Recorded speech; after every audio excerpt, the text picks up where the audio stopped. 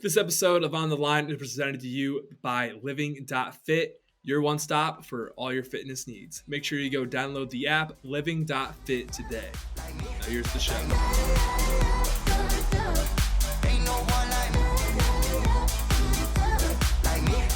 Welcome to On the Line. Today is Friday, February 4th. We got a great show for you guys. But first and foremost, if you're watching on YouTube, make sure you hit that subscribe button. If you're listening on Spotify, Apple, Deezer, Stitcher, Google Podcasts, Stitcher, Deezer, whatever you're listening to, make sure you hit that follow button. Maybe leave a review. We appreciate you guys. So anyway, Chris Barnett on the show. Awesome interview.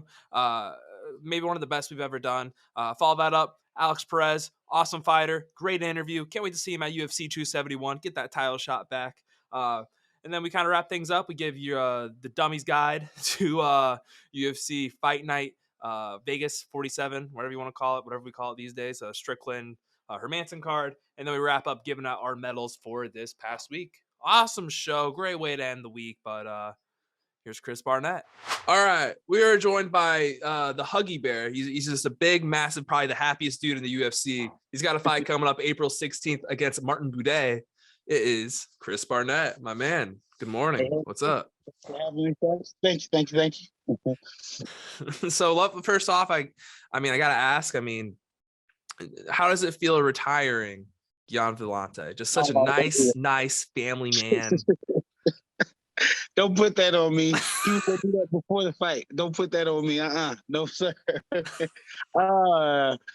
The fact that he did that 3 days before the fight, I was like, oh, man. I knew he was going to come with that extra thunder, you know. But no, I'll answer this as it was a pleasure fighting Mr. Villante in his final fight. I'm glad. I think he already knew that was going to be his last fight, and he accepted the fight with me as his last fight. So I'm more appreciative of that in this manner. Great guy, you know. Actually, I messaged him the other day. I haven't even looked at the thing to see if he messaged back, but yeah, since we're about to get back in camp and whatnot. But nah, man, yeah. Gian Villante gets. Great guy, man. I was actually watching some of his highlights and whatnot the other day, and dude, he was tough, man. He's a fan favorite. He's a fan favorite. You find out why, yeah. Man, him at 185. Even when he moved up, he had some decent 205 fights too. But man, he was tough, man. So yeah. Shout out to that guy, man. Big up to Mr. Villante. So real quick before we get back into that, so you said you were you haven't gotten back to the message yet. I know your Instagram DMs blew up and you love reaching back out to people. How far deep are you right now? Yeah. Okay. So I thought it was gonna slow down. We're at the point now to where it has slowed down. But I'll answer. I do it now. I try to do it 50 a day. I try to get at least 50 in a day. And it was I was doing 50 a day, and I would get 200 the next day. And now it's 50 a day, and I'm still getting 175, you know. So it's tough. Right when I think I'm like, yeah. Well, not to say it like that, but if these people are going to take the time to write me, I feel like, hey, you know, I need to at least some type of response. You know what I mean? Whether it's people about to start getting smiley faces. You know what I mean? Just because it's easier, because I'm actually writing to these folks. I don't, some people you write you get a little message. Thank you. No, I'm I look at it, I read it. They say certain things. Oh yeah, you thought my front flip was cool. Haha, wait till you see this. You know what I mean? So I'm giving them me, you know, because half the time they're paying their money to see me. So I appreciate that. I get that this is an entertainment thing, you know, and just overall the message I'm pushing too. If they mess with the positivity, then that's just a 10 plus, you know. As many messages as I get of, hey man, send me money because I'm broke. I get the messages of, hey, you don't understand, you know, today I didn't want to get up, but I saw your video. That made me want to get up and do this, and that made me want to get up and do that. So those videos always outweigh, you know, those I'm getting crazy hate videos now. I guess, you know, Buday's got a nice little following or whatever, and I'm getting the ones of Barnett, you will lose, and it's like, oh, and I'm like, hey man, thanks for the motivation. You adding fuel to the fire. You know, even those guys, they're getting message back, which they shouldn't get love first. Technically, I shouldn't. But the way the mind works, you see that and you're like, I got to get back, and all that love on that side just gets pushed, and you see this one comment of Barnett, you stink. It's like, wait, what? Like, what? To be answer that back, but yeah, man. I am slowly but surely getting on. I'm trying to find somebody I can trust to just get on there one day and just boom, knock it out. That's what I was gonna say, because I know some people like they hire someone like, hey, dude, can you just like answer all my DMs for me, and like, does it in my best interest?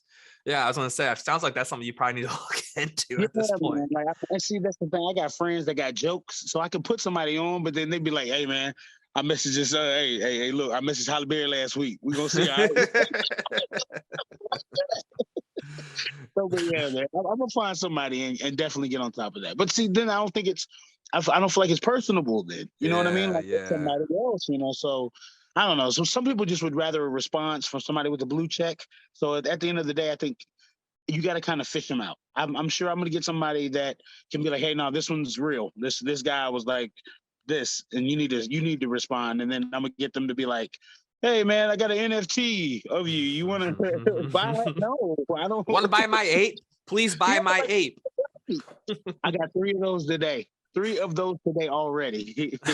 Oh, I can imagine. I was going to say, it's like, you have to have, not only have all the real people messaging you, the bots have to be in there just like nonstop, just all over the place. These bots are getting good because they start off. They are getting good. They're getting creative. Hey, man, how you doing? And it's like, wait a minute, I'm good. How you doing? And then but see, that's where they're messing up. They're only giving you 2 real lines, and then it instantly pops up to 1,000 followers. Do you want to do this? If you can do this, if you just give us $19.99 right now. It's like, here we go. Here we go. Yeah, man, those bots they're getting good, but then they're slipping at the end. You give them 2 good lines, and then they're like, "Oh, I can't hold it anymore. Oh, here's why I'm really here." It's like the old the sex bots. Like there is a what I've done is, if I get like a spam message, what I like to do is like I will respond, and I will just be kind of like an asshole because I know you're not real. And like one of them was like, have you ever heard of a sugar mama? And I'm like, no, I've never heard of a sugar mama. What's that? Never heard of it. She's like, can I be your sugar mama? I'm like, you know what? Nah, not really. I don't want that. She's like, why not? Like, you're missing out. I'm like, not my vibe. I used to play around with them. I would get them on Facebook a lot, and I would go way too far. Like, we would have whole stories like, hey, I'm going to take care of you. Okay, yeah. Well, if you're going to take care of me, I'm going to need 2 rockets. I'm going to need 3 belts, a giraffe, and an air balloon. I got you. Just tell me where to send it. But I need you to send me $400 first. Wait. What? They're crazy, man. They're crazy. Yeah, cut it off a little bit. Get a phone call. Yeah, just a quick phone call. It happens. It's no big deal. Anyway, bots, crazy, whatever.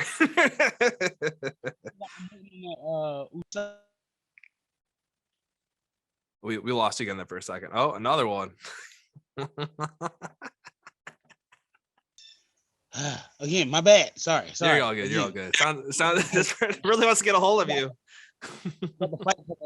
And like, I know USADA any day now, because they're normally like, it'll be today, and then for me it's always like a 30 to 15 day type thing. They do it like a pay period almost type thing with me.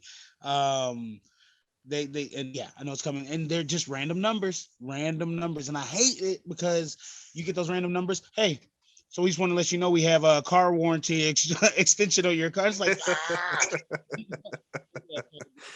you could never answer the little spam calls, but I have to now because USADA, they call from random numbers now. But yeah, my bad. No more. You're all good. You're good. A lot of bot talk. No,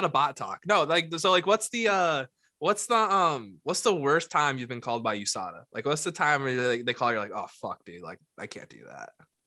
Because I know it happens to everyone. Yeah, I'm fresh in, so knock on wood. But it was my girl's birthday, and like we were headed somewhere, And they were like, "Hey, Mr. Barnett, what are you doing?" I was like, "We're about to go eat." And she was like, "Oh, you thought you were about to go eat? You gonna meet me over here?" And I was like, "Don't have a choice. I don't know why you like gave me an option. Let me meet you where we're at." Showed up and did whatever. She was cool with it and everything. But yeah, that's that. I'll say if that's the worst for me, good, because I've heard some horror stories, you know. So, but yeah, yeah, but yeah, no, that yeah, that's definitely the worst one. I think. Yeah, no, Yeah. everyone's been just too early.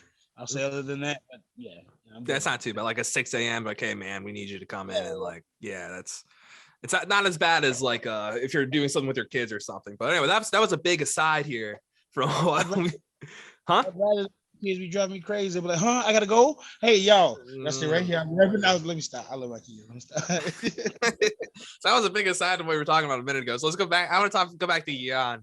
And your parents are giving you shit for the kick, not because of the kick, but it was because of the kick, but also only because of what the announcers were saying, right? Well, a little bit of both. A little bit of both. Mom was more upset about the announcers, and Pops was upset about the hand being down. So those two, you know.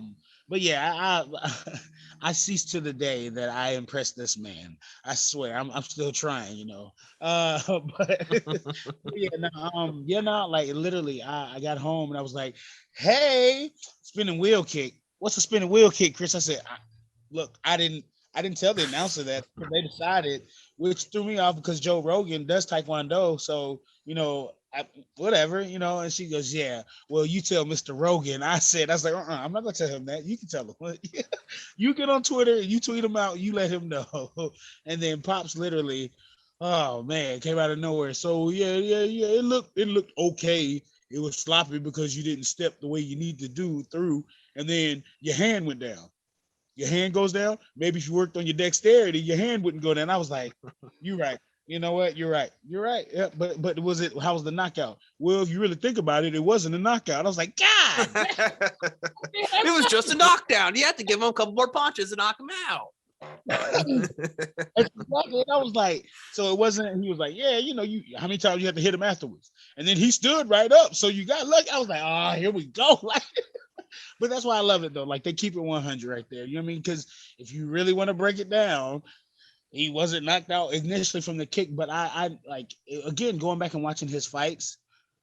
Man, hey man, I saw him like what he got dropped by that one body shot by that 205er, and that's when he was coming up in weight. It's different, you know. Start gaining weight, you gotta, you know, it's ain't padding. They think it's padding. No, it still hurts, you know. But yeah, you know, I did find out he was out. He was done. Like he didn't know where he was until I woke him up with the with the wind punching him. So actually, I was doing him a favor. See, so Yeah. I was just waking him up, let him know. Gosh, guys. Isn't it true that you were like one time you woke up after being knocked out and the crowd convinced you that you won? You started breakdancing. Oh no, they didn't convince me I won. I knew I lost. I just I knew I got knocked out. But that's what I was saying. Like that's how crowds like that's how much if that doesn't prove that I do it for the crowd, then you know I don't know what else to do. You know, like literally, I knew. Like as I was going down in airplane mode, I felt myself. Like I was like, "Oh God!" And then I saw the ref come over, and I couldn't even do a no, man. I wasn't knocked out. No. Like it's almost like they knew I was gonna get knocked out. They had the video on the camera in replay as I'm already getting knocked out. It's like, wait, how did I do that? Like, and I was able to saw. It's almost like I saw it as I'm getting knocked out. I was like, "Hey, mate, wait, that's me."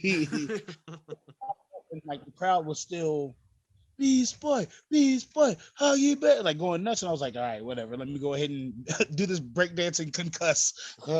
I'm not there drunk for the people, you know." But yeah, no. They didn't convince me I won. I knew I lost. I was just dancing for the people, though.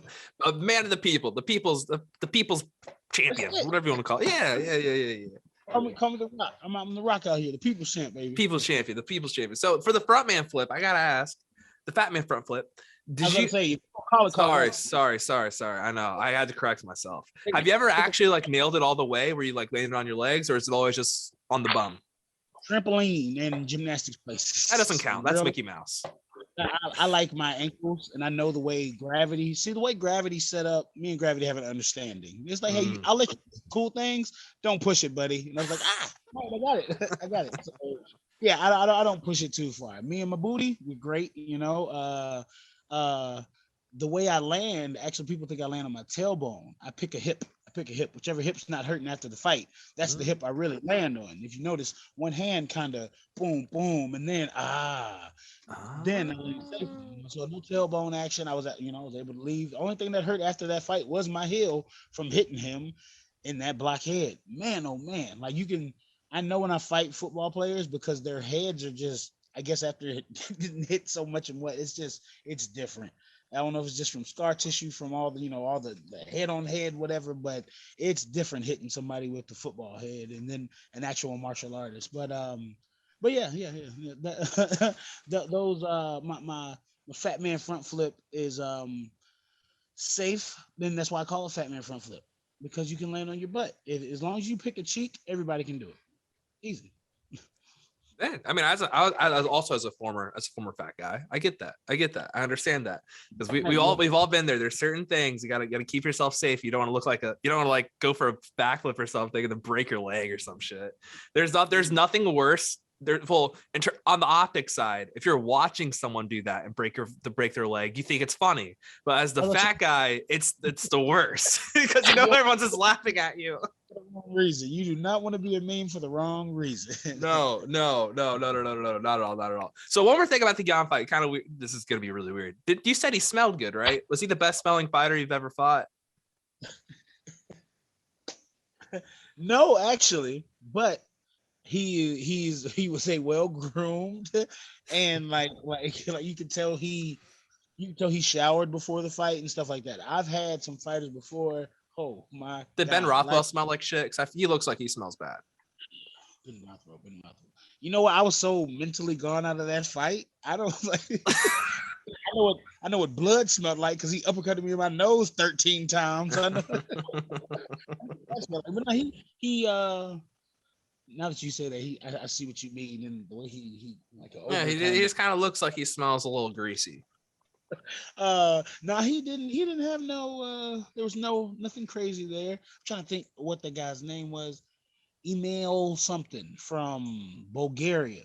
Holy moly, my man, I swear he came out there with like just fresh cut Vidalias and was throwing them on the mat or something, because I was just like, yo, hey, time out. Is this a ref? That's illegal defense. That is illegal defense. I'm over here ready to tap just from standing. Nah, something's wrong, man. But yeah, no. Mr. Gian did smell like game out there. Okay, so I gotta ask. Let's talk a little bit about the upcoming fight. I know you like to research your opponents, and you kind of like to do the John Jones method. Have you started the process with Martin? Said John Jones method. I call it. Got to give props to the goat. My goat. Let me see.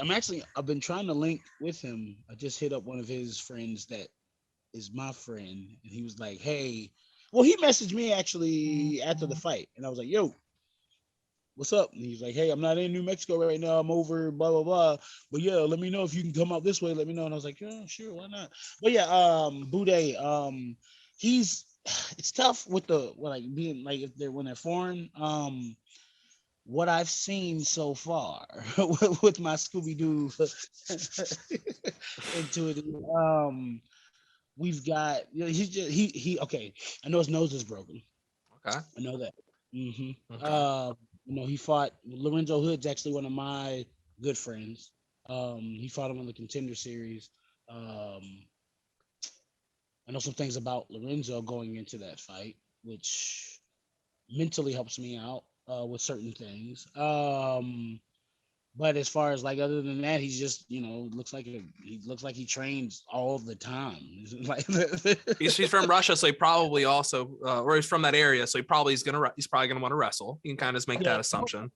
I found out too, because after watching the Lorenzo fight, you would have thought he was more of a stand-up guy, and then actually watching his fights and stuff and watching certain things, it seems like he prefers stand up, but he's actually like a brown, but like a legit like brown belt. Oh, he might be a black belt. No, I think I saw brown belt. On the ground, you know what I mean? So he's got actually more ground stuff than what I've seen actually stand up, but yeah, no, we're just we still got some time. I gotta get my bots ready. Apparently, You should just get a bot farm just to mine information from them.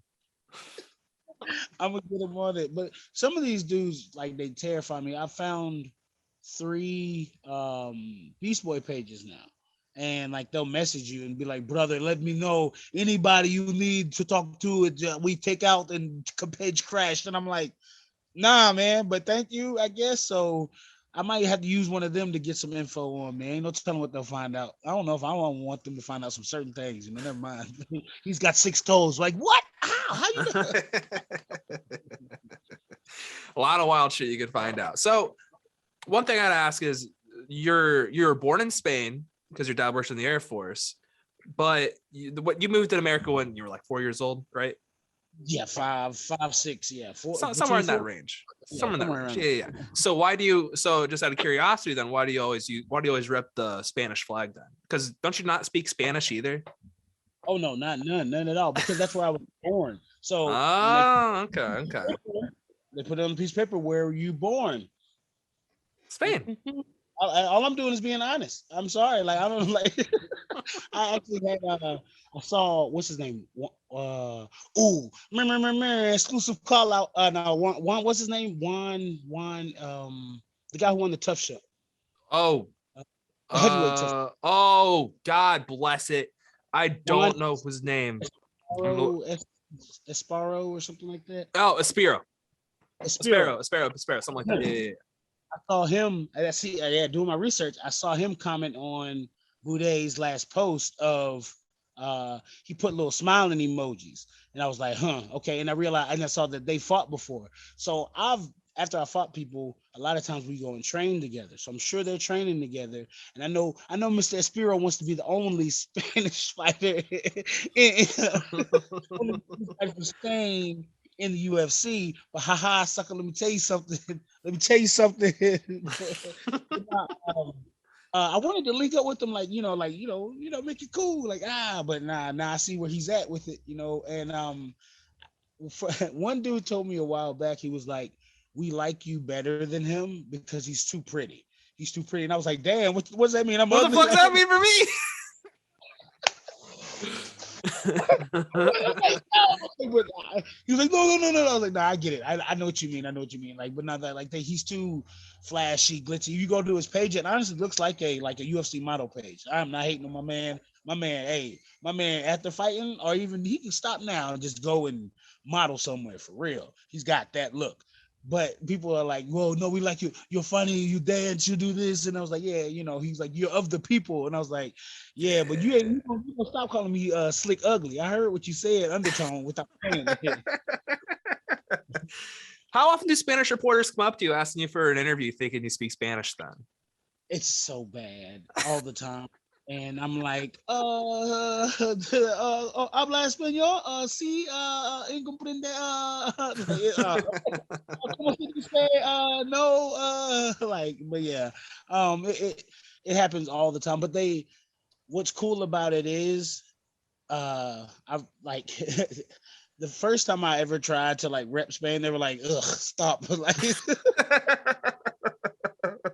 I got shooed so quick. So I was like, all right, yeah, Tampa all day, baby. And then now, I don't, whatever. If it's the UFC or whatever it is, but like they're the wave, that European wave, man. Like, I've gotten invites and stuff over there now, and the love that came behind it. I did a good interview with, I guess, one of the top reporters over there, and he got a chance. Like, he asked me some some hard hitting, like deep, like, okay, so sir, if you claim Spain, how come you don't speak Spanish? And I was like, oh, I'm sorry. Like, he was like, he said the people were kind of genuinely angry. Like, you know what I mean? Like, you're repping us and this and that. But then I flipped my passport out at him and I was like, you see what that says? 0 goes to Spain. And he was like, brother, I must apologize. And I was like, yeah, I get it. Okay. Evil, mean, European aggression. Like, A lot different the way I asked it. Completely different than the way I asked it. Like polar opposites. completely like you asked it. He was like demanding. It was almost like I feel like he was making me say I'm not. Like if he's like, if you don't say you're not, I'm cutting this off right now. And I was like, but I am. Oh, that's like what was that? Malibu's Most Wanted. I just want to be down. But yeah, man. But yeah, it's been a couple times actually. Even in the inbox, thank God for Google Translate. Oh, God bless. God bless. I messed them up with that because I'll answer back and they'll be like, "Oh, he does speak it." Nah. Google Translate. I might do that in the future. A whole interview just in Google Translate. I'll be like, "Yeah, okay." You just type in your response into the Google Translate thing, then it'll say it correctly and everything. Yeah, exactly. Great technology. Hell of a thing. So I got one more question before Harry, and it's just are we gonna officially go all in on the Huggy Bear nickname going forward? So you can like you wear the suit, you wear it all for like media sessions, you wear it for ceremonial weigh-ins, all of that. Are we gonna bring it back all the way? I got to be careful what I wish for because I talked to somebody was that's been on the fence with people. They were like, "Yo, it's you, man. We get the Beast Boy thing, but that Huggy Bear is you. You got to stop trying to run from it." And I was like, "Yeah, well, I'd wear the suit if Venom would make me one because Venom's that's real right, yeah. Like yo, I can't go out there without Venom." Somebody was like, "Hey, you serious about that Venom suit?" And I was like, "Yo, wait." Oh. So I don't know. We might be in the midst of things. It's 2022, so you never know what we might do. But yeah. If we get the okay, y'all might see me in the suit soon. That's all I'll say. You know what would be kind of funny is if you had like the suit on and then you put like the shorts and shirt on over it. You know what? I don't. Why hasn't nobody ever?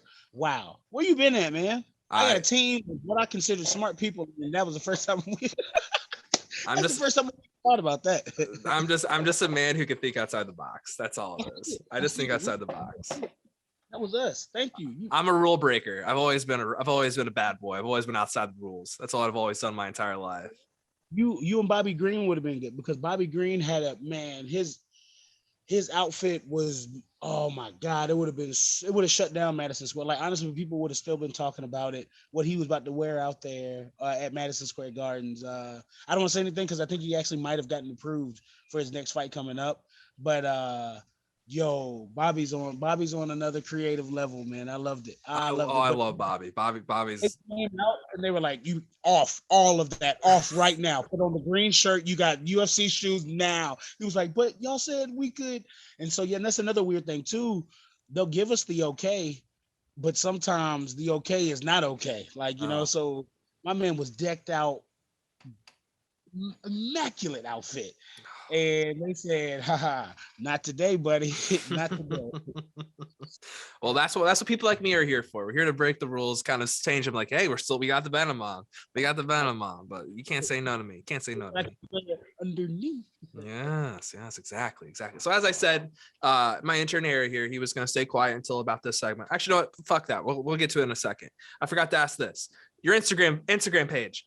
At what point did you turn off the notifications from it just blowing up after the Madison Square Garden kick? I didn't actually have to. Oh my God. Those notifications had just been nonstop. It was bad at first. Like that's again, I'm still getting 2 messages from November because they've gotten pushed so far down from everything else. Lord. Yeah, you know what I mean? Like so November's crazy. Like November messages are I don't even want to I'm 1,000 plus, but like it's like 1,000 plus with November messages. December nowhere near half of that. January I think I knocked all the way. No, let me stop. Yeah, like it's nuts. But yeah, that night it was I had to turn not my phone off, but I had to turn off my Facebook notifications because it was bad over there. I say Facebook's a little bit more personable with me, even though I'm at 5,000 on there, but I have more like, people I actually know. So I had to turn that off, but then it was crazy because I was getting phone calls left and right, like around, I forgot what time it was, but they're like, yo, my boy, you on ESPN? And I was like, first you see the little message and it's like, all right, shut up, shut up, shut up, shut up. Then I got a real phone call from somebody, like a name I knew, not know, because that's another bad thing on myself too. I don't save names. Like I've got like about 8 numbers I can remember, and I know, okay, I know that's Ben. Okay, I know that's Alex. Okay, I know that's this. But with these numbers, I was like, okay, oh God, all right, I think that's the new house. No, okay, hello, my boy, you on here? Hey, remember you owe me $20, right? What? Wait, huh? Bye, huh? Okay, but yeah, no, man. Yeah, it's been nuts, and it's still going. And I'm trying, and I think that's another thing too. Why it's still getting packed is that these people know, like you answer them. My thing is, once you answer them, they a lot of people are like, "Oh yeah, we best friends now." It's like, "Hey, wait, no, like, hey, look, man, like, go about your day. Message me again next week if hey, how you doing? But hey, what you doing? Yeah, dude, I got this to do. Oh yeah, oh man, cool. So guess what I did today? I can't do that right now. I can't guess what you did today right now. You know what I mean? But yeah, man, it's fun. I can say that much. It is fun. It's not a headache. It's sometimes overwhelming, but I always find, at the end of the day, I'm never lonely. I can say that much. I'm like, oh, I need somebody to talk to. Hang on. Hey, I got about 1,000 messages I can get to right now just to tell me what's up. So, as I said a minute ago and told him to fuck off, we're gonna bring back the intern Harry. So the way this thing works is it's a game. It's like five questions, 5 levels. So if you like the question, we move on to another question. But if you've ever wanted to tell a reporter to fuck off, this is your opportunity. If you don't like the question, we wrap this thing up. Okay. Oh, God. Oh man, yeah. No, the Gemini in me wants me to be like, yo, fuck off. And I'm done. But no, go ahead. We're good. All right. Number 1. All right, here we go. So you have to answer number 1 no matter what. Just want to put that out there. Fair enough. Your most recent post on Instagram was that really sick highlight reel of your most recent fight with the Mortal Kombat kind of overlay on it. So I really wanted to ask, are you a big Mortal Kombat player? And if so, who's your main if you are? I'm more Tekken. I'm more Tekken. More Tekken. Okay. Yeah, more Tekken than anything. But Mortal Kombat, I would say, man, I'm an OG, Sub-Zero, Liu Kang when he's in the game. I feel like I haven't played it in a hot minute. So like when they put him in there, I don't like zombie Liu Kang. I don't like none of that. I need my woo. I need that woo. I need that, and then kind of thing. Yeah. I was so good. Like I love Sonya, but then like as her lineage went on, didn't they make her like Ronda Rousey basically, like in the game? I think so like, yeah. Like, I'm good on all that, but yeah, I love the serial killers or whatever, like Jason Voorhees and whatnot, and that's great. But yeah, no, I'm an OG Sub-Zero kind of guy, man. I love me some Sub. Good stuff. So who's your Tekken main then? Because that's a roster I don't know too well, but I really been trying to get into it. Yeah. Oh my God, you got to play. Okay, so if you get on it now, if you ever see the comments on like literally anything I do, there's a guy named Bob. He's got like a fat form and a skinny form, but he can do the same thing in any form. So people are like, yo, this man's a real live Bob. Like if you watch literally, think Kung Fu Panda in Tekken, and that's Bob, you know? And then I also get the comparison, which was Eddie Gordo. He does capoeira and backflips and all that other stuff. And then of course, Wadong, he does Taekwondo, like legit traditional, like right off the boat Korean Taekwondo, man. Like, and I absolutely love it. But what's cool about the Tekken, like you don't get me started because we started on PlayStation with Tekken 1 with the block characters, and we here now all the way up. You know what I mean? So like, and the story I've followed just because you you get into it so much, you just like, man, let me tell you something. If they ever, and I've grown up with Kazuyu my whole life, I've grown up feeling, I've understood his pain, So Yeah. man, Tekken is definitely a big stronghold, which actually is crazy. One of my favorite characters was Kuma, which is a bear. So, and I found out that that's his actual, in Japanese, Kuma means bear. So when I was over in Japan, they were Huggy Kuma, oh Kuma, da, da, da. So that's cool, you know what I mean, being that aspect of it. But yeah, I'd say Kuma, and then Wadong. Those are my two. I'm lying, Bruce. Actually, that whole roster, because secret. If I don't play Tekken before a fight, I found out I don't throw spinning stuff. It's weird. Like I have to play Tekken. It's weird, dude. And then going down deeper into my own little rabbit hole of looking up like mental fighters and stuff. Anderson Silva plays games before he fights. George St. Pierre played games before he fights. Adesanya plays games before he fights. You know what I mean? So there's a pattern here. You know what I mean? Yeah. I will no longer never not play a game before I go out and fight. Yeah, it's proven to work. So yeah, right. Why not continue it on? Yeah, broke, don't fix it. Exactly. Damn right. So, are there any other games you like to play before a fight? Anything else you do in a pre-fight ritual kind of thing to get yourself psyched? Just honestly, just having my Xbox with me. Like honestly, people would be like, "Yo, you got your baby with you?" I was like, "Yeah," because I learned my lesson checking it and whatnot. Like I have that thing with me. Like they're like, take anything out of the platform. They're like, all the TSAs look at me and they're like, "Sir, you got a whole Xbox in here?" I said, "Yeah." Y'all like to steal. I know what goes on. I said last time my controller got broke and I was missing 3 games. It's not happening no more, But yeah, now my Xbox goes with me everywhere. And it's gotten to the point to where I bought a little small monitor TV. So if they don't have a TV, watch this. We ready. Then I got I got Wi-Fi to my phone. You look, I'm on it. I'm on it everywhere. That's I don't want to say that's how big it is, but it's comforting and it's calming. Like, you know what I mean? Like I can have mad anxiety, hop on some Red Dead Redemption, go shoot some deer and chill. I'm great for the rest of the day. Yeah. You know what I mean? So having that around, that they need to come up with a thing. Like, the anxiety dogs and stuff, they need to figure that out. Hey, get the anxiety video games going. For real. You get yourself a free console and some games every month kind of thing. That'd be free Game Pass. Free Game Pass. Boom. Yeah. Hey, I like the way you're thinking here. I'm all on today. I am money out today. of the box, man. I'm telling you. Yep. All right. So what was that? That was 3 questions. That was 3. We're on number 4. On number 4.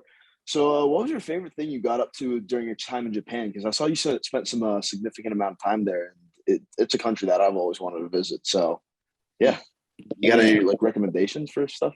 Because this is going to sound nuts, but the 7-Elevens. Oh my God. Really?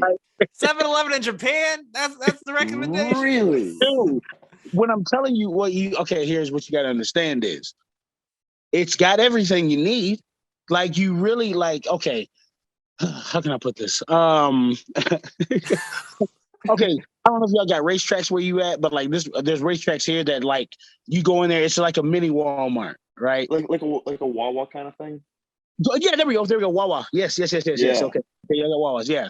So imagine almost every 7-Eleven like that, but then they're all different. So you almost want to visit each one because this one might have the corn dog with the Rice Krispies, but this one's got the corn dog with the Cocoa Rice Krispies, but it's an exclusive at this one only. You know what I mean? So they play off of each other out there, dude. And then on top of that, if you play Pokemon Go, each one's a stop. Each one of them is a stop. And they're always lit. They're always lit with something, you know what I mean? So that's one I'll say. But okay, if you want to be an adult while you're cultural, out there. I want to be cultural. But where's the fun in being an adult now? That's all I need to know. Just drop me to Japan. I'm going to a 7-Eleven. That's easy. It. Now I'm telling you, what'd you do in Japan? I was at a 7-Eleven for 3 days straight. Huh? I went to 30 different 7-Elevens. I had every exclusive. You asked for it, I got it. Yo, did you get the corn dog on 38th? Yo, Yo. Theirs was different. They had coconut. They had coconut on it. But not like it just the okay. Have y'all ever been to New York? Yeah. Oh yeah, I'm from New Jersey. I love going up there. Imagine a clean New York. Yeah, dude. Yeah, that's exactly what I think I made a post. I thought the fans were gonna hate me because I made it before the fight, but I was like, man, New York ain't fooling me. This ain't nothing but a dirty Japan. Like it was because it was the difference, dude. It's like I don't want to say, we eat, throw it on the ground. It's like they care. It's like, oh no, there's a recycling bin. I'll take my time out of the day to make sure the earth's okay, type thing. You know what I mean? So yeah. When I was in Singapore, like not whatever, but they were Zamboning the ground, like they were cleaning outside. What? Yes, they were Zamboning the outside ground, and I was like, I don't even want to step on that. He was looking at me. He was like, no, you can walk across. I was like, nah, you just clean that. Why would I do that now? Like, it's different over there, and then. My whole thing was I thought they were trying to set me up because they were being so nice. Like maybe that's just something I got to deal with, personally, because it was weird, dude. Like they were like, "Hey, can we take your bags?" I was like, "No, you can't take them. Wait, where you want to take them? Why do you want to take them?" Like type thing. And it's like, I get it, okay. I've never had an organization bring me out at the time that was willing to do stuff like that. So I wasn't. They would come pick us up and like. Extravagant cars. I'm used to the, hey, bruh, get you an Uber when you get here. Let me know when you're here. I'll reimburse you. Hey, Uber, my own Uber, 3 weeks later, you never see the money, actually. But, yep.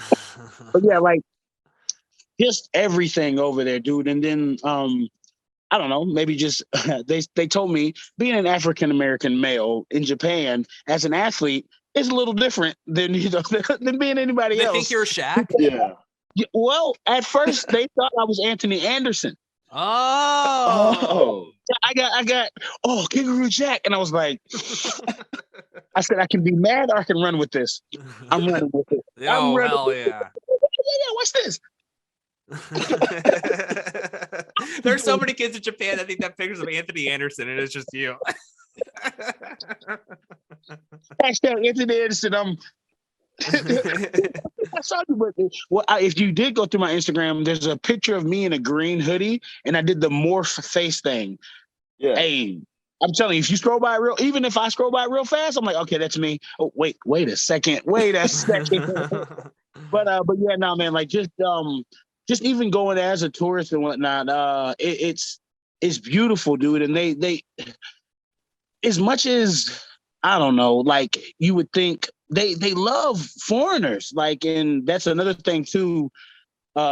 Just being, goofy American. Yeah. Talking about some, hey, all foreigners to the left. I was like, you guys got to go over there. Oh wait, like, just being a goof, But nah, man, like Japan was above and beyond. Like imagine a nice, clean New York. With people that are that's a dream right there. Yeah, it's like people want you to get to where you need to get to. Like they'll go out of their way to get your day out, like done for you, and you're like, "Weren't you about to take these people up the street?" No. But you asked me a question, sir, so I got to make sure you're good. It's like that's like the opposite of America, literal polar opposite of America. Exactly. That's why I was like, "Yo, y'all trying to set me up, man? What you want from me?" Like, it's just an episode of Black Mirror. That's what you felt like. You're like a real life Black Mirror episode. Exactly. It seems like a great way to put it, yeah. All right, Harry, last one, all the way to the end. So, other than Japan, what's your favorite place that your travels have brought you? Because I'm sure you've been all over the world doing all sorts of fun stuff. Oh, man. South Dakota. Now, let me stop.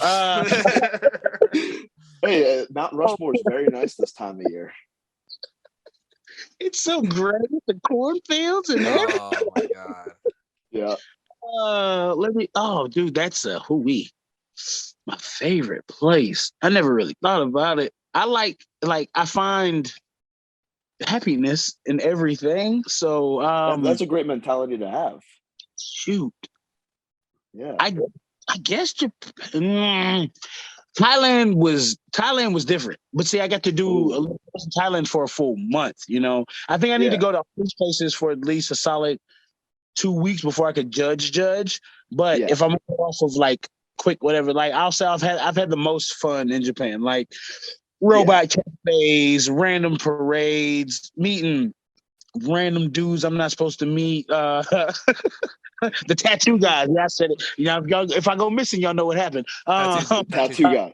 Yeah. Keep that in my notes. Seeing actual, like, I saw a koi fish the size of a manatee. It was nuts. No way. Man. I didn't realize they got that big. It was just a wild, like, koi fish, they said. They were like, oh, yeah, that's just right there all the time. Like, what? Like, what? It's a fucking dinosaur, dude. I didn't realize we traveled back in time. What part of Japan did you go to? We're big on that wrestling, like the WWE wrestling thing. I went to a hall. Yeah, Japan top down. Now that I'm thinking about it, now that you got my synapses is firing. Oh yeah. Elevator style stores. So like first floor Gucci, second floor Fendi, next floor Prada, next floor Chanel. Damn. But you're on an elevator, and damn. The buildings. Again, me being a goofball, me and my homie, we just walk out and we venture. I think some of them are actually on Instagram. The Adventures of Chris and Chris Man. His name's actually Chris Man, but we call him Chris Man. That's part of it. But anyways, we find this random building. We see one thing on the outside has a sign that says boxing. So we're like, okay, clearly this might be a workout building. Yes, yeah, it's a workout, all right. So first floor, like actual, like just like I think like houses and dorms. Second floor was closed. Third floor, yeah, wow, hey man, it's an actual boxing match, or not boxing match, boxing ring, boxing, bag, all this stuff. All right, wow. They're closed. We go up one more. This is a karaoke, random karaoke spot. Well, I'll say more of a dive bar, and they're having karaoke type thing. We hit this fifth floor. When I tell you, I ain't never seen so much porn before in my life.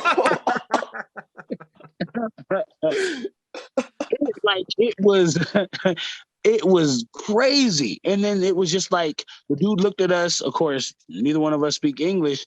He looks, he goes, and points to a certain section. And not to say that my man was being stereotypical, but damn it, I guess it ain't stereotypical if it's right. Because where he pointed us, I was like, well, I guess he knew what we wanted. I mean, how did he know? Like, how did he know exactly? But it was nuts, man. Like just to go to that floor and then like, okay, how we over, I guess, accentuate sexuality here to there, like them there, whatever, I mean, somebody walking down the street with a dildo, just like, la, la, la, la. You're like, oh my God. To them, it's like, oh yeah, we know where she's going. But yeah, man, I definitely say, now that I'm sitting here thinking about it, I'm gonna go back and look at pictures now of just randomness. Japan definitely is top tier when y'all definitely need to check out. And then martial arts wise too, just checking out Japan. Besides the porn, martial arts is there. Porn, 7-Elevens. I mean, you got it all. Boxing, you got it all. Gyms on the third floor of big complexes. Yeah. Yeah, you got it all. You name it. But yeah, man, definitely Japan. Now sit here and think about it. Thailand was cool. Even for months. Thailand is different. I will say that. Thailand and lady boys are real. I just want to let y'all know they're real. And what's cool about them is they will tell you who they are. And then at that point, you have to make a choice, which is great because at first people were like, hey, man, they'll put you up, don't feel bad. Like it was the way they were going about this was nuts. And then I was downtown, I was down there dancing. I was getting it was Pang Tong. I think that's where it was. It was a new moon festival or something like that. I just remember there being a bunch of fire and a bunch of rings. I knew my hat was going to catch on fire at some point of that night. That's all I remember them telling me what they told me I was saying. They were like, Chris, your hat's not on fire. Y'all sure? You sure my hat's not on fire? Like, so fire. They're like, you're too sweaty to catch on fire. Are you sure? But yeah, no, like it was cool. And I remember this 6'8". Lady boy came up and was like, "Hey, you got some dance moves." I was like, "Hey, you speak English," and I was just excited about that. I didn't care what was going on. I was like, "Yo, yeah." They was like, "Yeah, we're actually doing real good tonight." Da, da, da, da, da. They have these things called mamas or whatever. I guess that run the whole overall scene over there. Like if you're gonna, they take care of the ladies. I'll say, the mamas do. She was like, "Yeah, mama wanted you to come dance in front of our pub," and I was like, "Are you, ma'am? Are you prostituting me out in front of like what?" What is going on right now? You know what I mean? But sure enough, whatever it was in that little white cup they gave me, the little sake cup, I was like, I guess I'm dancing in front of this spot. But Thailand was definitely fun. I got a chance to train with James. Oh my God, why can't I think his name right now? James McSweeney. From he was the first heavyweight tough show they had. Yeah.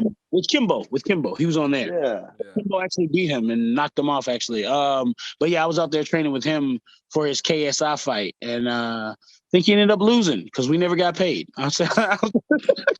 we never heard from James again after that. But yeah, Thailand was cool, man. Thailand definitely was cool. If you'll bump shoulders with the right person immediately out there, and it changes it because you can go out there and they'll put you in a little hut for like $1 a night, and it's great, or not even $1 a month, you know. Or you can step to the other side and get $5. $5 a month and get a whole bed, a jet ski, food in the morning. Like just go. I'll just say go look at the Instagram and you'll see how I was living out there. Like it was absolutely, absolutely. All Seems right, like a hell of a time. Yeah. So yeah, Thailand, Japan, check it out. So that's what we got for you, man. Great talking to you. So before we let you go, if there's anything you want to promote, obviously you want to promote the socials. Anything else? Go for it. Oh man, I don't even have my list. I told you I was late coming in. I don't even have my list. I had a list. Shout out to just anybody doing it. Yeah, go to my. I need to redo this and redo all of this. Shout out to you guys. Thank y'all for having me on because I was so late. Thank you for coming on.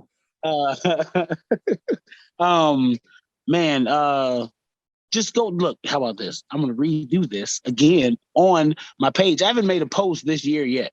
I'll say that much. I haven't had an actual post this year. I got to do something for y'all because I was late, stupid late. So check it out, Beast Boy. The remix of the shout out on my page coming soon. Number 3, the third, it's coming. Yep. So that means I think we're posting this next Friday. I think that's what we're going for. Oh well, shoot! I'll wait then. I'll wait. Nice. You give me time. Yes. I'll send Lauren an email. And then she'll let you. Anyway, yeah. So redo the shout out. So come and check out his Instagram page. Check out his Instagram page. You'll see the real shout out. So for Chris, see y'all. All right, man. That was an awesome interview with our boy Chris. Make sure you go check out that shout out on his IG. Guarantee it's funny. I don't know. I'm doing this ad read as the night before, so I hope it's good. I assume it's good. But anyway. Well, take this opportunity to thank the sponsor of the show, Living.fit. Living.fit is a health and wellness company that will help you achieve all your goals, from building muscle, losing fat, maybe just trying something new. So not only are there workout programs, but they can help with your nutrition and help build out your home gym. And for all my personal trainers out there in kettlebell and battle rope movements, they're the place to be. Make sure you go visit the website and visit the hub, living.fit. Now back to the show. We're joined by the number 4 ranked flyweight in the world. It is Alex Perez. Alex, big fight coming up. You took about a year off. Are you excited? Yeah, man, excited to get back to work. It's been a long year, but just took the positives out of it and moved on.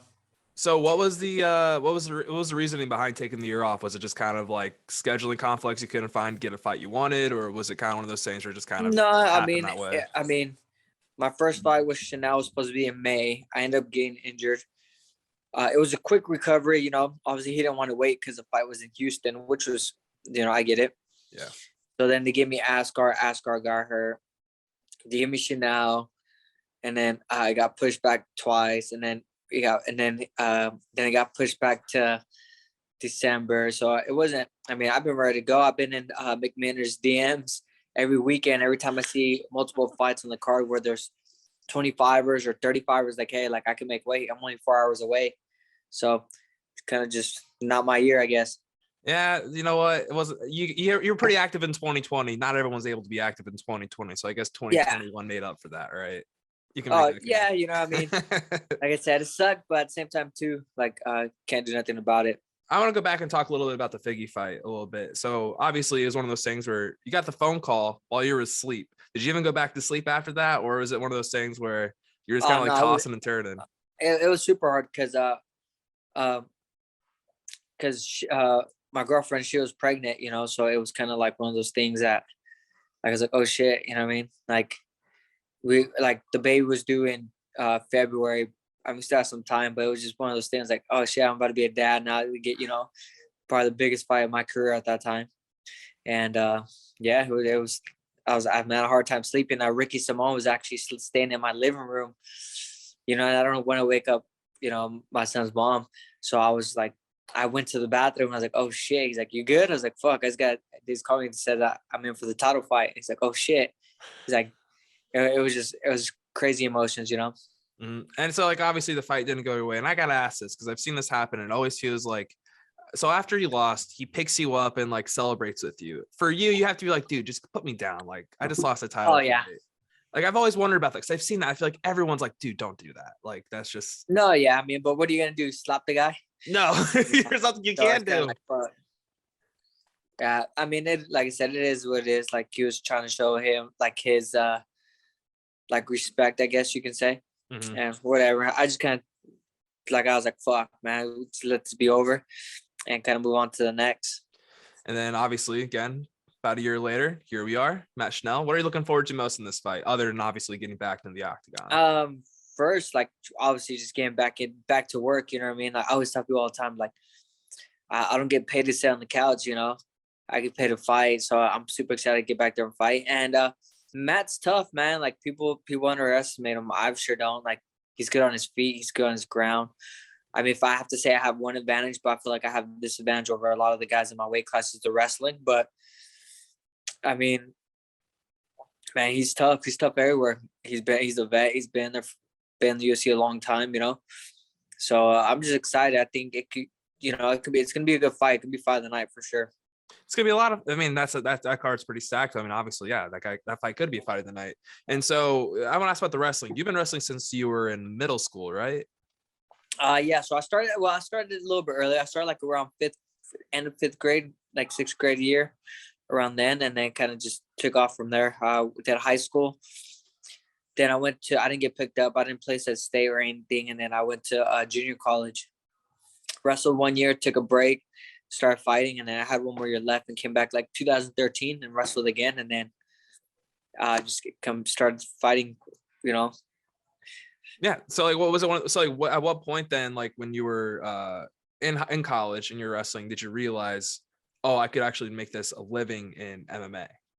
I mean, honestly, I didn't realize it. Like, you got to remember, I didn't get signed to UFC until I almost had 20 fights. You know what I mean? Yeah. So I was still making like money. Like I was making okay money, but man, it sucks. Like when you talk about living a paycheck to paycheck. Like, I mean, everywhere after I've seen fighters complain, oh man, I'm too tired from work. Cause like, dude, I used to work in the fields. I used to be a busser. I used to do yard work. You know, you name it, moving people's houses around. That was my jobs. And I still had to find time to train. I used to work at a freight company. You know, I would coach and train.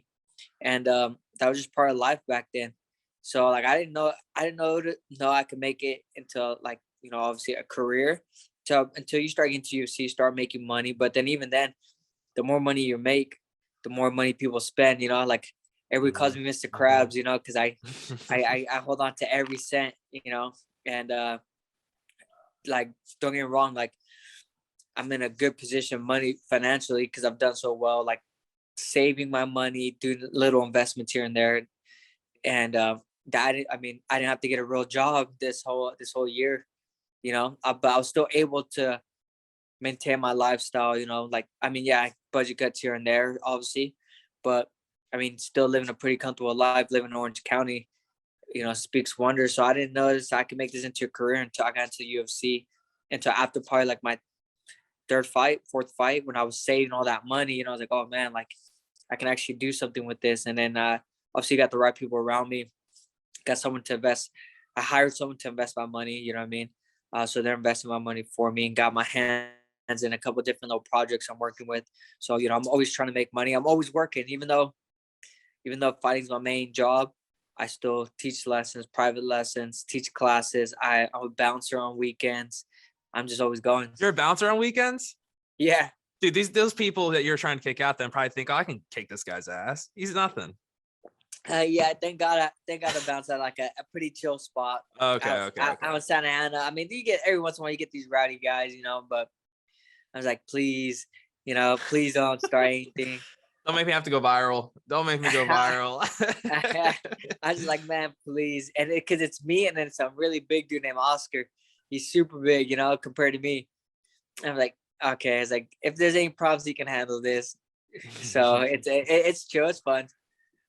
It has to be fun. So obviously again, the grind, you have to go through all these different jobs. So I'm asked two questions then. One, what was your favorite one, and which one do you look back on like, dude, that one was by far the worst job. I wish I never even did it.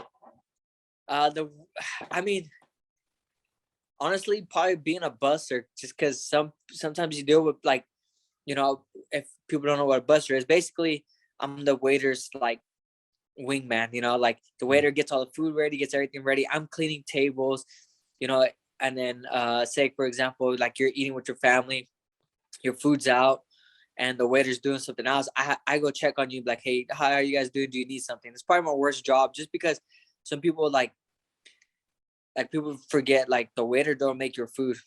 They're gross. They're gross with their plates. They can be like we don't make your guys' food. Like I don't make your food. Why are you yelling at me? I'm just here to give you, That's probably the worst job.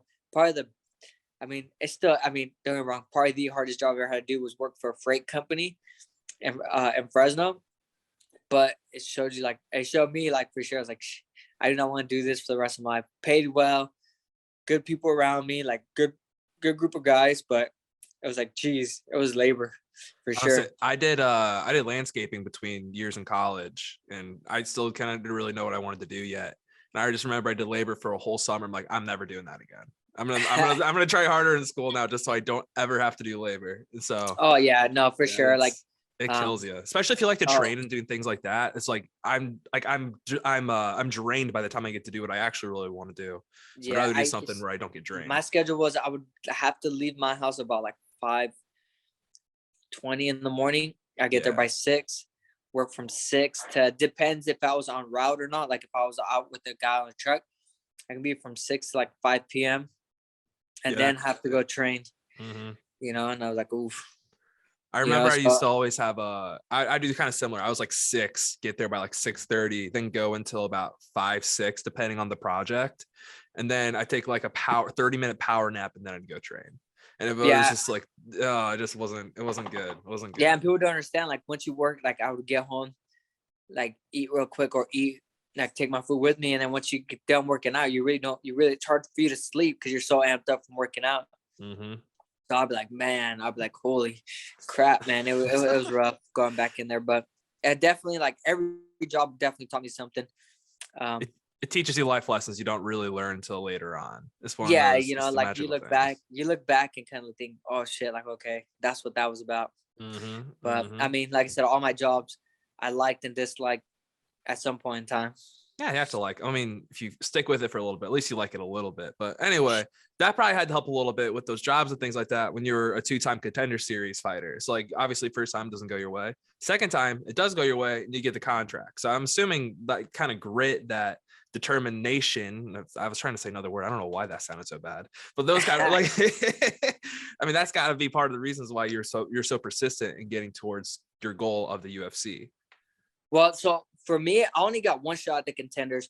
So what ended up happening was I fought for Tachi Palace, and I fought against Adam Antolin, and he ended up beating me, and he ended up being on the Ultimate Fighter.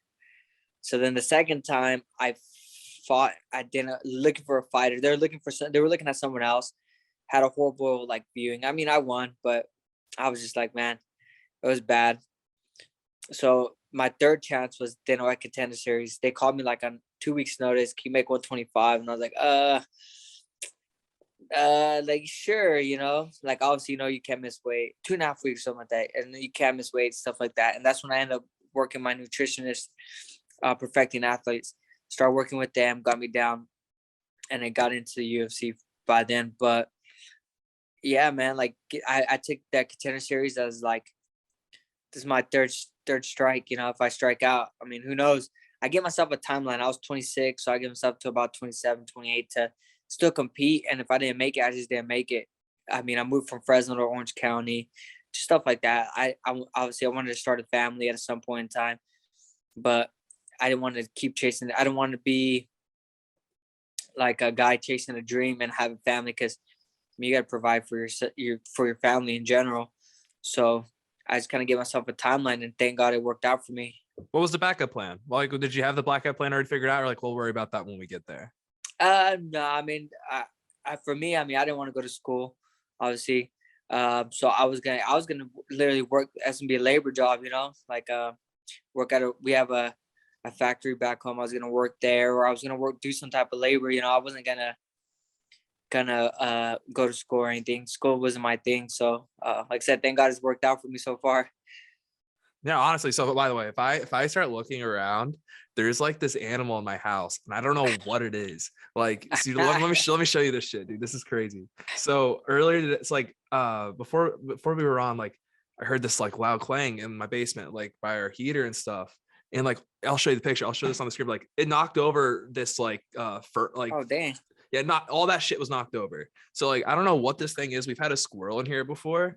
I don't know what this thing is. I think it's a squirrel, but I just heard it like above me, and I'm like, it just drives you crazy. I don't know if you've ever had an animal in your house, but like you hear it and you think it's literally right above you or whatever. It's wild.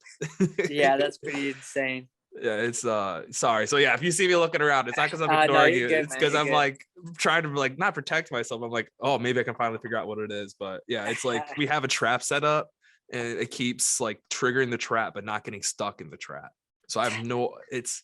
It's not big enough though to get out of the trap. So I'm not small enough, whatever. But it's craziness. It's been craziness because I've had like 2 interviews the past 2 days. I've had this thing just going all over the place, making loud ass noises. But it's craziness, man.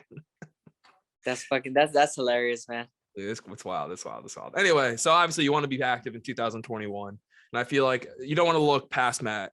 I'm assuming the fight with Moreno is probably the one that you want, because that's the fight you were originally supposed to have before this whole chaos happened in the flyweight division, if you even want to call it chaos. You don't want to look past, but I'm assuming that's kind of like you want to go back and get that fight, because that was originally what was supposed to happen.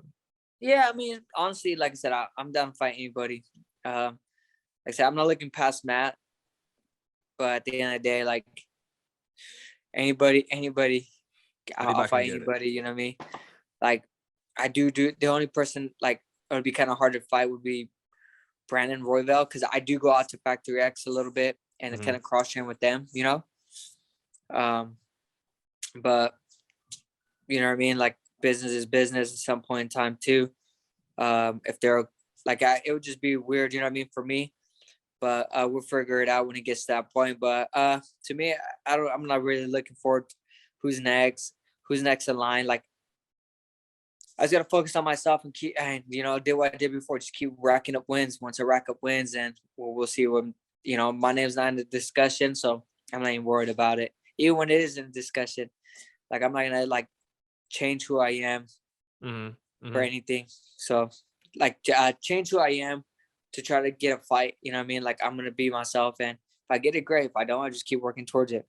Exactly. The perseverance, the hard ass job. It's kind of the story of everything. Yeah, it's just the story of the career.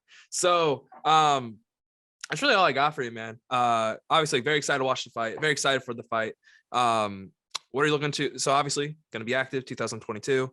If there's anything you want to promote other than the fight and obviously the socials, what else you got for us? Nah, man, just fun. Thanks for having me, man. I really appreciate it. Fun talking to you. And just, if you guys ever have any questions, anything, just hit me up on Instagram. I usually do a pretty good job of getting back at people. Alex Perez MMA on Twitter, Facebook, Instagram. Just thank all my sponsors, obviously. My nutritionist first. Thank my team, Team Oyama, Classic Fight Team, One Jiu Jitsu, and then when I'm in Vegas, I usually do a lot of my training, most of my training at 10 Planet, Las Vegas. It's Coach Casey, just my sponsor, Miss Mary Jane, Drink HRW, Oregon, private label, and just thank you guys for always having my back. It's been a rough year. But, looking forward to getting back in there this year and, shaking things up a bit. Love to hear it. So for Matt, we'll see y'all in a bit. That was an awesome interview with our boy, Alex. Great catch up with him. Great catch up with our boy, Chris Barnett. Obviously can't wait to watch Alex fight next week at UFC 271, but it's fight week. Yes, it's sir. the first fight week with a polarizing figure in Sean Strickland. So there'll be a lot of eyes on this weekend's card, hopefully. So after we get done with our preview, make sure you stick around for our medals. Always a good time giving away our medals. But let's get into the preview. So this is another one of those cards everyone says is weak. That means it's going to kick ass. Absolutely. So let me pull up. Let's go. We're going to on pay-per-views. Usually we'll pick a couple fights, go over them in detail. We're not going to do that with these normal cards. For these cards, we're just going to do a quick skim, and then we'll get on and move on up. Yeah. So first fight of the night, we got Malcolm Gordon versus Denise Spondar.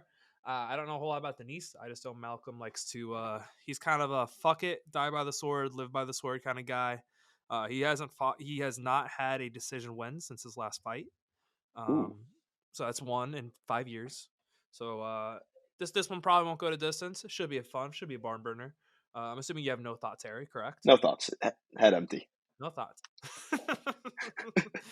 All right, let's move on to the next fight that I had a couple thoughts on. So then you got Jason Witt versus Philip Rowe. Jason Witt has this ability to get knocked out and still find a way to land a takedown. So that's pretty fun. Ooh. That's very meme friendly. So that'll be a fun one.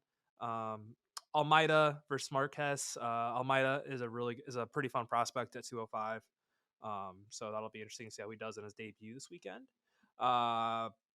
Women's fight, just give me a finish. I don't know anything about either of you two, so just give me a finish. Make us happy. Yeah. Don't go to decision, please. That's it. Just get an armbar finish. That's the usual finish for those kinds of fights. Yeah, it is a bantamweight fight, so they're a little heavier. So maybe they will throw some leather. maybe a quick KO. Then you got oh god, you can only hope. Chidi Nchkwani versus Marc-Andre Baralt. I know I said both your names wrong. I don't have any strong thoughts on it. Again, it's probably going to over. That means it's probably going to over deliver. Yeah. And be some highlight crazy finish. So anyway, fingers crossed. That'll be fun. But the one fight though on this prelim card that I do want to talk about on the prelims is our boy Mike Trezano going against Hakeem Dawodu. It's going to be fight of the night. Absolutely. I'm not saying that because it's Mike, but if you looked at this card and you saw these fights, there's two other ones I'd say you can make a case for, but this is kind of the prelim fight that if you don't know what to watch in the prelims, if you want to watch one prelim fight, you want to watch Hakeem versus Mike. It's gonna be a lot, very very fun. Last fight Hakeem fought Mavzar Evloev, and as we all know, he likes to wrestle a lot. Mm-hmm. He doesn't like to be aggressive with finishes. He's a lay and pray guy. I'm going to say lay and pray. I know I'm not right when I say that. I'm just going to call him a lay and pray guy because he hasn't had a finish and God knows how long. So really couldn't see what Hakeem could do. Excited to see him actually be able to get to showcase his art striking. But I think our boy Trezano's going to come out on top. Mike's going to come out on top. No bias anyway, there, but that'll be a fun one. That'll be fun. Oh, yeah. Zero bias. Zero bias. Mike Trezano, first round knockout. Zero bias. Yeah. Buy him out. Just kidding. This is going to be a fun fight. Yeah. Miles Johns versus John Castaneda. Again, I have some pretty good notes on this one too. It just kind of seems like it's going to be a setup for Miles to get another win, continue streaking. But again, it's MMA. You don't know what's going to happen. So never know. That will be interesting. It's the featured prelim, so hopefully it delivers. But then let's move on to the main card. This main card, if you look at it on paper, name value isn't there. But if you look at the resumes of these guys, this is gonna be fun. So the first fight is between Juicy J, Julian Erosa versus Steven Peterson. Juicy J, let me get this correct because I want to give him the proper credit. He hasn't fought in a decision since early 2019, and it is his only decision in 8 UFC fights. Damn. Right. Okay. So he's electrifying in the octagon. Chokes people out, knocks people out, does it all. Going against Steven Peterson, who you could see, he's a decision machine. He had one though pretty sick spinning back fist KO. That was back in 2019. This is only his second fight since 2019. Really? Yeah, he had one in 2021. He had a 2-year layoff. Wow. But again, I'm expecting Juicy J to make this fireworks. Hopefully, big win for Juicy J. Let's move on to the real Ultimate Fighter finale between Tresean Gore and Brian Battle. As I said, it is the real Ultimate Fighter finale. We were in talks with Tresean, no big deal. No big deal. Couldn't find any time to make it work out. But dude, Tresean's so good. He's a legit prospect. He's gonna win. He's gonna annihilate him. He's gonna win. It's gonna be fast. No, I'm gonna say fast. Tresean, he likes to set things up. I'd say second round KO. Okay. If I were to make an accurate prediction, but Tresean, he's gonna win. He's gonna take his throne that fortunately couldn't really win because he got hurt right before the actual Ultimate Fighter finale.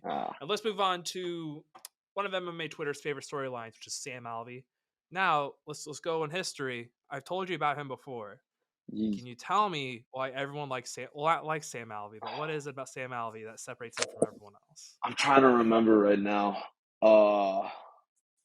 He's lost 5-6 fights in a row. Oh yeah. It's that guy. So it's that guy who everyone says he has no business being in the UFC, whatever. So he was supposed to fight Phil Hawes. Phil dropped out because of injury. Brendan Allen, stepped up. One of the Mullet boys, stepped up. He's actually a middleweight. So he's stepping up a class in the light heavyweight division. So that'll be fun. I don't know if he can knock out Alvey. Alvey has a pretty big blockhead. And again, he's fighting a weight class up. And if he's lost 5 or 6 in a row, he's due for one kind of. Well, he lost a split decision, or maybe he won. Let me double check this because sometimes you think back in history and you think something's true, but really it isn't. Well, it's always but he's no, he lost. It was a loss. He had a split decision with Dan Jung. It should have been a loss. He just got lucky with an eye poke. Yeah. Now I remember why.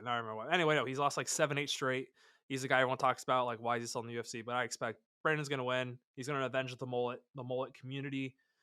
So yeah, should be fun. Hopefully, it probably will be a decision. Unfortunately, just because Alvey, he has pretty good gas tank. He won't gas out. Yeah, we'll see what happens. And he's plus 280, so no one cares about your bets. But if you want to put something small down on him, and Sam Alvey, yeah, he's plus 280. No. I mean, trust me, you don't want that. You don't want that, but no. If you want to take a really risky bet, trust me. If you want a really risky bet, yeah, the odds are there. I'll give you a real. If you want a really risky bet, you take Alvey to win by KO with my submission. It's probably like plus 1,000. Yeah. Now let's go. The next fight though is if you pay attention to prospects, if you have a hardcore fan, this is the fight they're telling you they're looking forward to. But at the same time though, it's gonna be a banger. It's I'm gonna fuck up the first one. Shavkat Rakhmonov versus Carlson Harris. So right. Rakhmonov, I'm gonna call him Rock for now. So Rock is considered the second best prospect behind Khamzat Chimaev. Dude, he finished. He's let me see. So Rock has actually never gone to decision in his entire professional career. Really? And Harris hasn't gone to decision since 2017. If they can just stay up, this is going to be fight of the night, hands down. These guys are very, very, very talented. Harris, even if he loses, he'll bounce back. These are guys who are going to be ranked in the coming years. Mm-hmm. It's going to be this. If we said earlier how Trezano Duadu is like the prelim. If you had to pick one fight from the prelims, that's the fight you pick.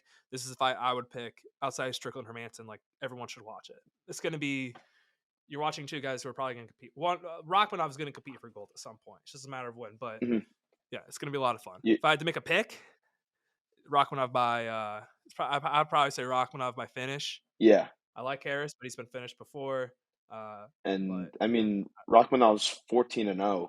So that also plays into it. He's gonna want to keep that streak up, and if we get just them both throwing hands for salt, is it a 3 or 5 round fight? I'm still trying to get that down. It's 3 rounds. 3 rounds. 3 rounds. Yeah. So if they can just go hard for those 3 rounds, just throwing hands the whole time, we're in for a good one. It's gonna be all over the place. They'll go to the ground. They'll strike. They'll clinch. We'll have some fun. It's gonna be a good one. Rock Harris probably gonna be fight of the night, or if one of them finishes the other pretty quick, could be a pretty fast track up the rankings. Yeah. Now Punahel Suriano versus Nick Maximov. I don't know how this was a co-main. We've had some really questionable co-mains. I think the reason they made it a co-main is just because of Poon. Poon's he's a likable guy, one of those Hawaiian dudes. He has pretty good knockout power. I think they're trying to set him up for like a first round finish, kind of push him up a little bit.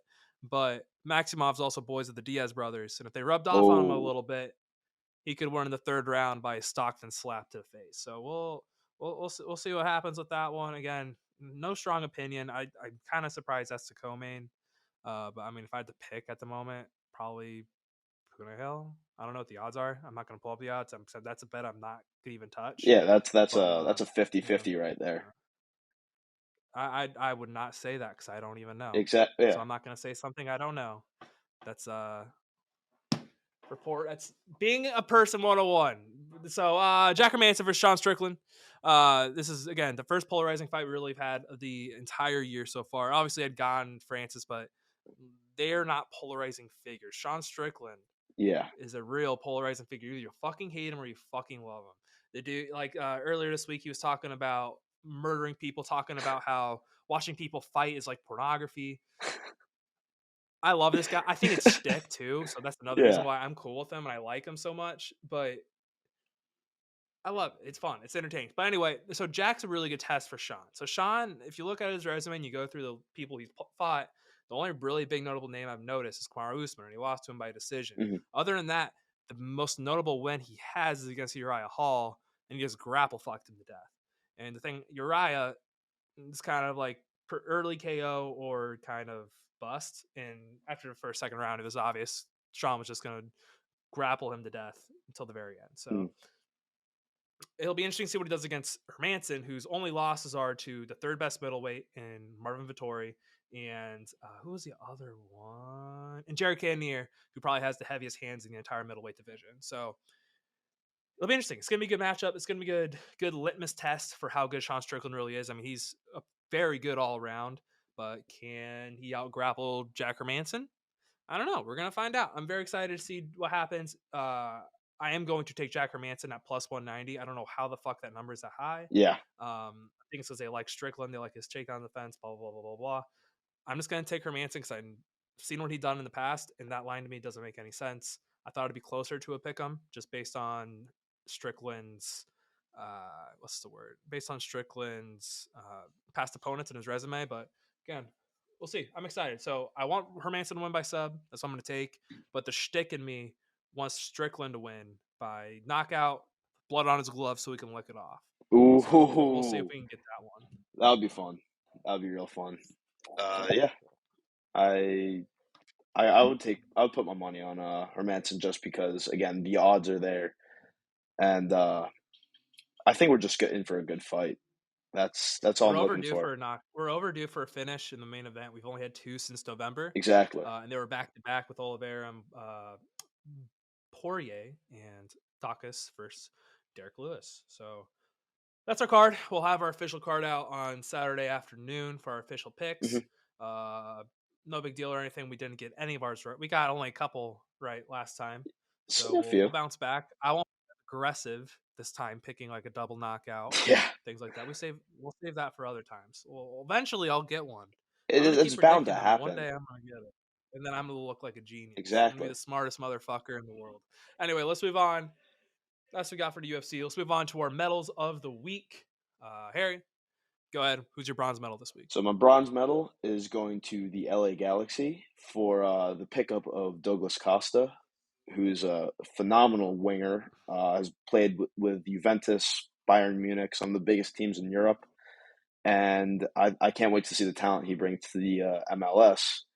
It is only a 6-month loan, but that being said, that just legitimizes U.S. soccer even more. and puts us at a much higher stage in the world, which would be fantastic for the growth of the game here, which I'm all for. So, yeah, my bronze. I'll probably continue to not watch a single minute of MLS soccer. That's very fair. So that moves me on to my bronze medal is the Moe's Southwestern Grill. There's nothing in the news about them, but I think they're a mafia front. I just had this realization this past weekend. I've never heard anyone say, "Let's go to Moe's." Yeah, never. You listening, watching, have you ever heard anyone say, "Let's go to Moe's"? No, it's a fucking front. It's a Ponzi scheme. I don't know what you want to call it, but congratulations to them. Congratulations to them for still having business, because I've never heard anyone say, "Let's go to Moe's." Yeah. Two snake draft continue, so I'll go on to my silvers. I'm giving 2 silvers, co-main events here. Kanye West and Pete Davidson. If you're living under a rock, you haven't heard anything about what's been going on with these guys. So obviously Kanye said Pete Davidson has AIDS. So that's like us in grade school, middle school saying someone has cooties. And so props to Kanye for saying someone has AIDS. That shit's just so petty. And then Pete actually had a great response on Saturday Night Live when he said, make Kanye 2006 again. Yes. And he just kind of went all in on Kanye. It was pretty funny, but as I said, they're my co-silvers. He gave us some great drama, some great tea, some great insults. Pete's was very intelligent. Kanye's was very childish. And that both made me laugh way more than it should have. So anyway. Yeah, I'm going to follow. Who do you have as your silver? Before I get to my silver, I'm going to follow up on that real quick, because if you had told me like 3 years ago that we would be seeing a Kanye-Pete Davidson feud, I would have laughed in your face. Anything's possible. Anything's possible. Anything's possible to use. Yeah, but my silver medal goes to Shaquille O'Neal, because he made Ben Simmons big mad this week. He called him out on the show, said he was a baby, said he didn't have a good mentality, said he should be comparing himself to Joel Embiid, who does have a good mentality. And then Ben Simmons DM'd Shaq, bitching about the comments he made, just showing his true colors. And it's just, Shaq doesn't care. So I got mad respect to Shaq for holding down his ground like he always does.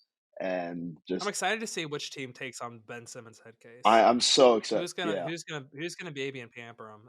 That's the question, because I can't see any team realistically putting up with this shit for. I mean, yeah, but if he pulls this again, I'd say that's his career over. He fits on the Nets. Yeah. With all those personalities, he fits with the Nets. They'll replace. Then they'll have Kyrie and Ben Simmons. Like, that would be fantastic. That'd be such great. That'd be like, in terms of the NBA, no one cares what happens on the court. Yeah. We care what happens off the court. That'd over deliver. We got Kyrie, Ben Simmons, and then Kevin Durant just trolling people on Twitter. Yeah, we have Kyrie in one corner spouting off conspiracy theories. Ben playing Apex or whatever in the other corner, and then Durant in his locker just roasting motherfuckers on Twitter. I still think the funniest thing in the world is when Brad Stevens like, "Hey, good morning, Kyrie. How you doing?" And Kyrie just turns to him and says, "Do you think the Earth is flat?" It's so funny. Man. So funny. I love Kyrie. Anyway, your gold medal. My gold medal, on the day of recording, this is a very special anniversary. So my gold medal goes to 21 Savage, because 3 years ago today, 3 or 4 years ago today, I forget. No, 3 years ago, he was outed as a member of the British people. He is British. He was deported. Yes, and I guess as a co-gold medal, this also goes to Demi Lovato, because this was also the day she was bullied off of Twitter for making a joke about 21 Savage, and people were ruthless in the comments to her. So it's a very special anniversary. Shout out 21 Savage. I hope your musket is nice and cleaned up. Now, my gold medal is real. It might be predictable to some, might not be predictable to others. He's up in the sky now, but we were all remembering him today. Our sweet Prince Harambe gets my gold medal.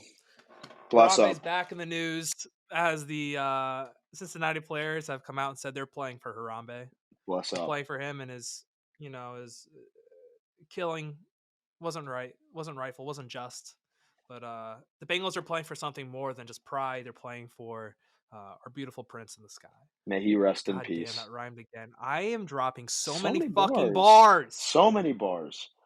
Jake Paul should hire me as his ghostwriter. Anyway, yeah, Harambe, gold medal. My honorable mention this week.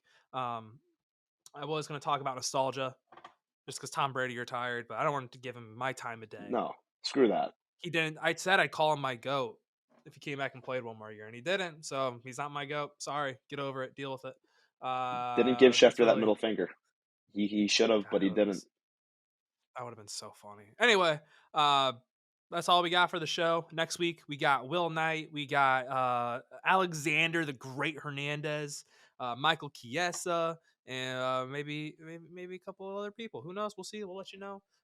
Great show next week for UFC 271 and the Super Bowl. So yes, sir. Stick with us. Big sports week next week. Not even just that. We also got the trade deadline. It's going to be wild. Of crazy shit going on. Yeah. All sorts of shit going on. We might have a special guest on Monday that's not an athlete. Ooh. He a friend of mine who loves giving out trades. So be on the lookout for that. We'll see. A lot of fun coming for the show. Yes,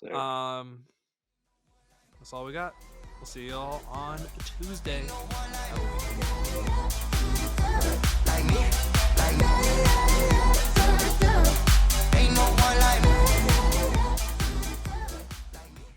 Thanks for watching. Thanks for sticking around with me all the way to the end. I just want to once again thank the sponsor of the show, Living.fit. If you're looking to better yourself, make sure you go to download the app or visit the website Living.fit today.